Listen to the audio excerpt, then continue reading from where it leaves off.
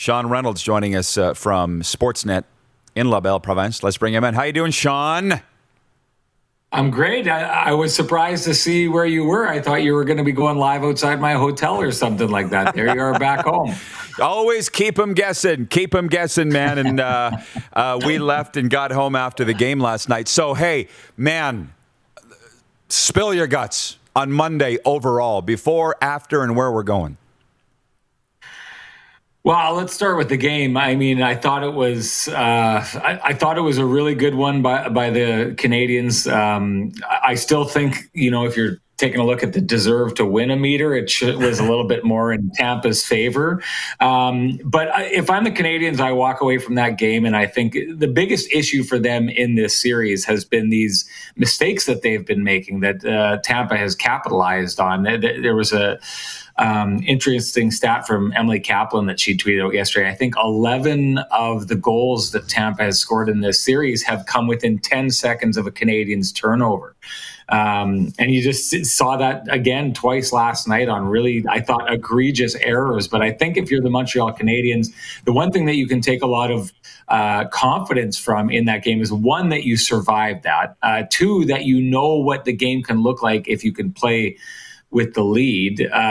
Three, that if you can lay the body on this team, you may be able to kind of wear them down. But four, that the game that they came with, even though Tampa, I thought, had the better of the chances and more of the ice time, that the Canadiens, if they get back to that blueprint that they'd had earlier in the playoffs, you can survive all that as long as you're not making too many mistakes. Last night, they didn't make too many, just not enough. But if they can start cleaning that kind of stuff up in their game as they go on here, there's potential for them to get stronger and stronger in this series and maybe turn some of the momentum and turn this into a series here. Outside of that, I mean, we saw you out in the streets there.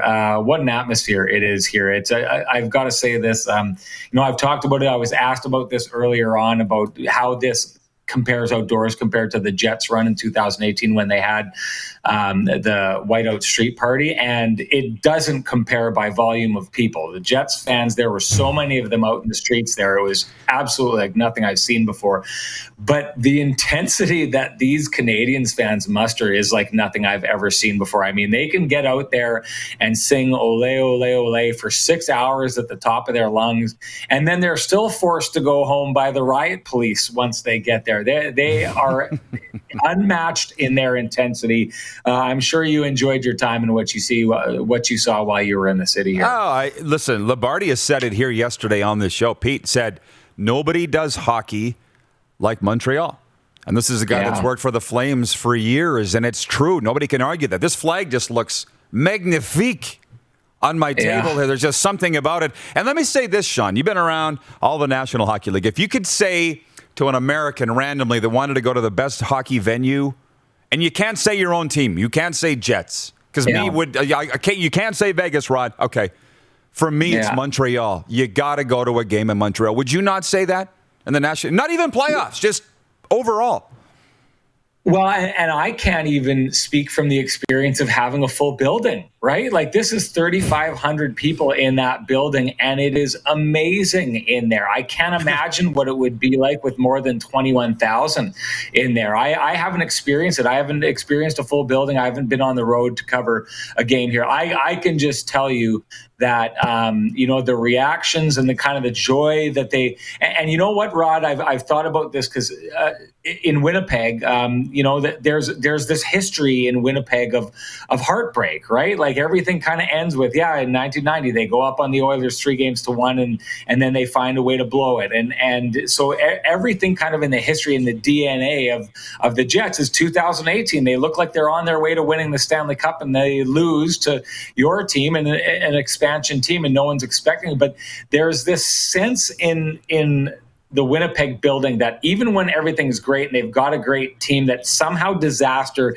is looming around the corner, with the club patting it in the hand, waiting to smack you over the head with it, right? Well, the history and the DNA of the Canadiens organization is they just succeed time and time and time again. So in a situation like this, when they're down 3-0, even though this isn't an organization that's ever come down from 3-0 to win a series, there's this belief that they can, because so much has gone right for this organization in the past. They believe it's their destiny to succeed. And that's a really good thing to have if you're a fan, because that feeling of never being out of it is what makes a great building. If you're one of these, self-defeating kind of fans that thinks, well, something's going to go wrong, then in tense moments of a game, you're kind of sitting on your hands and you're tense. Whereas in Montreal, every whistle is an excuse to party and get up and wave that flag that you have on your desk there. And it's they do it right here. And I couldn't agree with Sweet Pete more. It's the organization, it's the city, it's the fans, it's the players, everyone. They do hockey right in this town. By the way, great job saying that Winnipeg is right up there, because the Winnipeg viewers have they're all coming in. You know how they are. Jason in Red Deer. I'm just going to read a few comments here, Rennie. Jason in Red Deer says, let's be real. There was way more than 3,500 in that building last night. I don't know. What are you, the fire marshal, Jason? Don't worry about it. It looked good. Jim Perry, our sales manager in Calgary, says, it's great to see the Habs compete. They may not come back, but is there any disputing that they are a good team and worthy? Tampa is stacked and the Habs are not making it easy for them. Greg in Lloyd says, enjoyed your show from Montreal. Keep it up. Good to see Rempel and Lou filling in as well. Jeff Kibilis in Winnipeg. Rennie's the man. So, you got your... And by the way, David Buswa watching on YouTube says, look for Jeff Molson to re-sign Mark Bergevin to another 5-year contract. He doesn't deserve it. The Habs got this far with smoke and mirrors, he says. It doesn't matter, man. And actually, he says the Habs won't make the playoffs when the divisions realign. This morning, Sean, I was listening to NHL radio, and they brought up 2 basic bubble years for the Lightning, potentially to win the Stanley Cup. Think about that. The bubble in Edmonton last year, this weird COVID Cup this year. There's nothing they need to apologize for should they go on to win this thing. Oh, God, no. No, I mean, I thought Paul Maurice for the Winnipeg Jets said it best. Like there was going to be no asterisk behind or beside the name of whoever won the cup last year in the bubble. If anything, if there was an asterisk, it should have been for a team that found a way to do it in the most trying of circumstances. And anyone who kind of thinks that maybe, last year was a one-off or anything like that, well, take a look at the fact that, of the 4 teams that made it to the conference finals last year, 3 of those 4 teams were back in the semifinals this year. I mean, these are teams that are battle tested and hardened. And I mean, I'll take a look at this. I give credit to the Tampa Bay Lightning, and part of this will be that they didn't have Kucherov for much of the regular season, and that he's I think reestablishing the fact that we're not giving him nearly as much credit as he deserves, and that he should be clearly discussed as a top 10, if not top 5 player in the league. But Tampa, I thought got into the playoffs and have shown that they are the class of the league.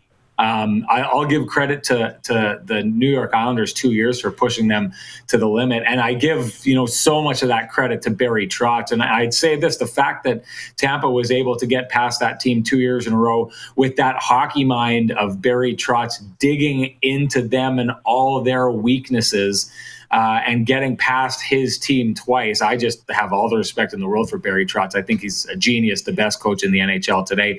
But I mean, John Cooper's right there with him. And I will say this, the thing I find interesting about John Cooper and that team is the weaknesses that Barry Trotz's Islanders have been able to expose in that team. Other teams haven't been able to do that. And that's interesting because you could tell going into this series, the way that John Cooper used his defense in this series was very much similar to what you would have witnessed the Vegas Golden Knights do. The Vegas Golden Knights had a lot of success against this Montreal Canadiens team.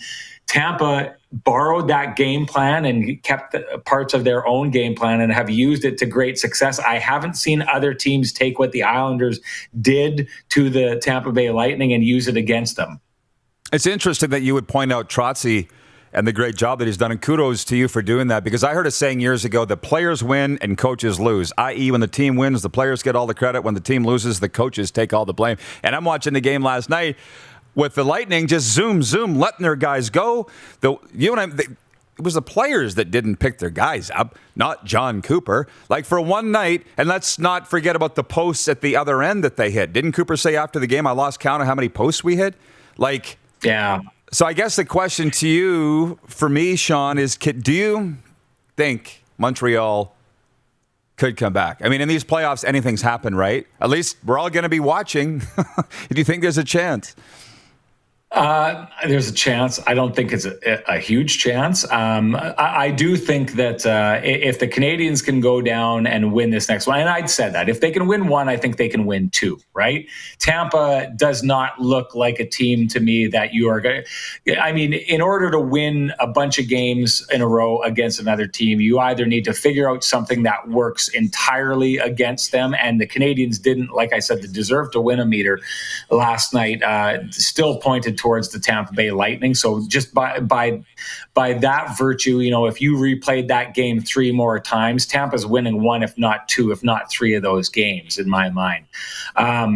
The Canadiens, though, I what I loved about what they did is like the punishment that they doled out on Brayden Point. I thought Brayden Point started that game and looked like he was going to take that game over, which we've seen him do. And he's the kind of player who shows up in the playoffs and with an intent to go and win a game for his team. He looked like he was going to do that. And I thought Shea Weber bent Brayden Point's will last night. And I've never really seen that done before. And the way that they were leaning on those players, I do think if the Canadiens can squeeze another one out here down in Tampa, that they may have the potential to wear on this Tampa team. And that's what they did. And that one thing that I did notice about, you saw it in their series against Toronto, they kind of figured Toronto out, and then they slowly started playing that series on their terms. They played the entire Jets series on their terms. And again, they started out, Vegas was the better team to start out that series. And by the end of it, it was clear the Canadiens were the better team.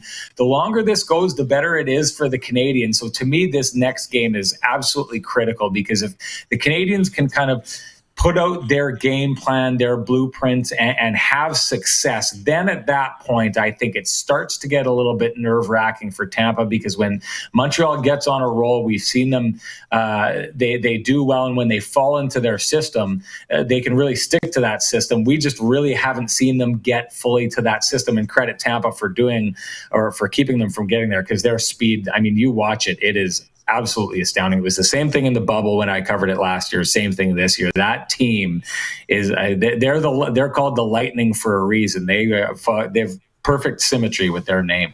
Yeah, I don't think the Leafs got nervous until Game 6, and look how that turned out. Just a last one here. Andrew Stute says if they win tomorrow, it's the Castor Jinx. He's talking about the mayor of Tampa, Jane Castor. Was there any talk in your circles of what she said? What'd you think of that? Well, I mean, come on.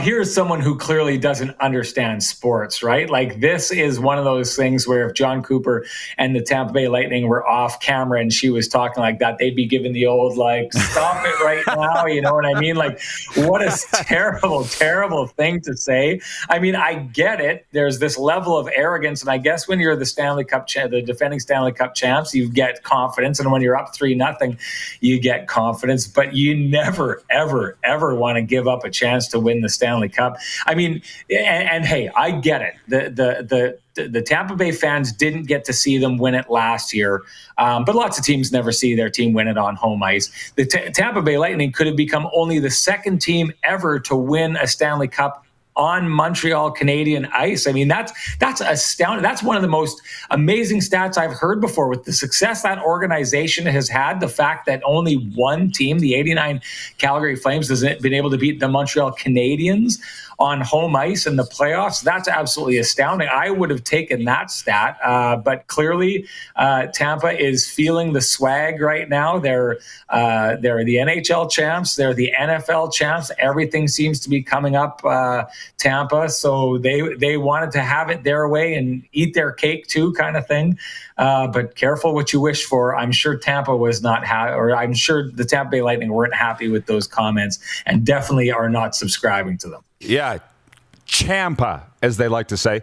But I say that's why politicians should stay out of sports, and guys like you and me, Sean, should probably stay out of politics, and everybody's happy. Listen, great seeing neither of us ever listened to that, though. That's the problem. No, that's the problem. How'd you get that flow under that hat, by the way? Because you got a lot of hair going on. How did you get that under that? I know. It's like a 20-minute process. You got to tamp it down, wet it, and shape it. Yeah, exactly. I look like a normal human being right now. It's great. Appreciate the time, brother. Enjoy the rest of the series. Always good seeing you. Anytime, Rod. It was really great to see you. Sean Reynolds from Sportsnet, normally Winnipeg, currently in La Belle Province. You're watching Rod Pedersen On Demand. For more of The Rod Pedersen Show, visit rodpedersen.com or follow Rod Pedersen on social media.